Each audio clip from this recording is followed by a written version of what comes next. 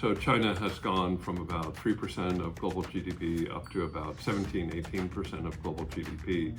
And China has been the world's largest economy from probably 200 BC until 1842, so for at least 2,000 years, is re-emerging as a world power. That is a very significant shift. We've got to figure out a way to develop a clear, I think, strategic approach to competing with China, both economically, technology-wise, without it escalating to an unnecessary confrontation.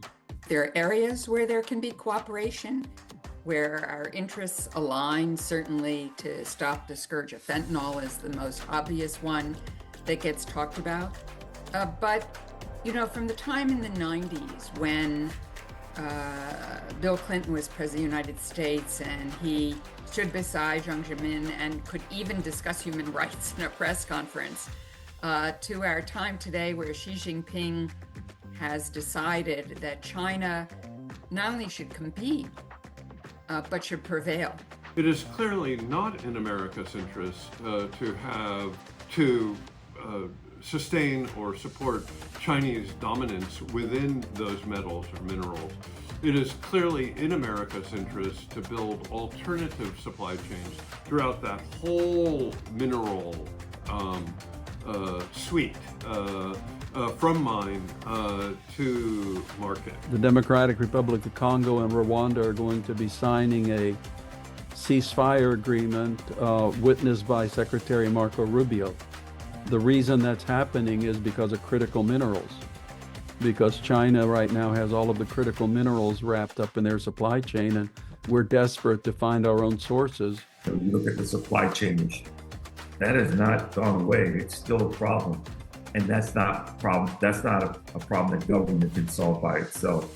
How do we really start talking more to the private sector about solving our supply chain issues? And I think bringing manufacturing of some of those key items that help our economy go forward, I think is a good idea.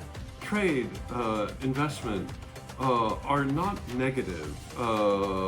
Trade and investment are an important part of who we are.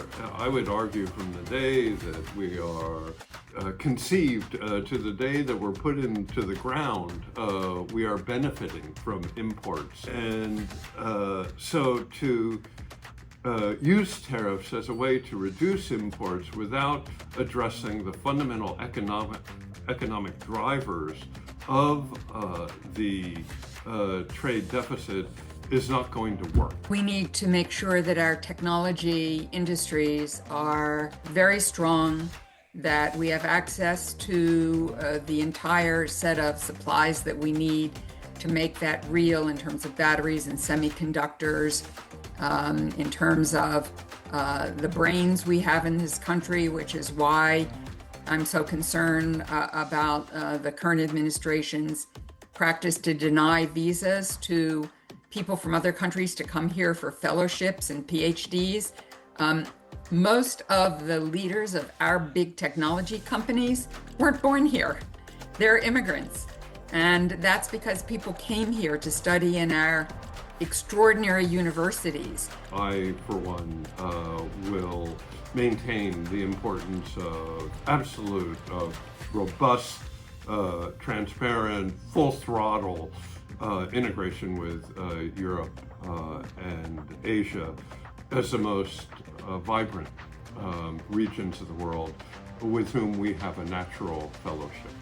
Those of us who have come in and out of government, and certainly those who have stayed in government, have had to shift our own thinking to understand how important it is to align with our partners and allies, to work in a decided approach to China, that we need to compete very vigorously and coordinate where we can, cooperate where we can, but also know it is a great power competition, and we have to be just as committed to winning.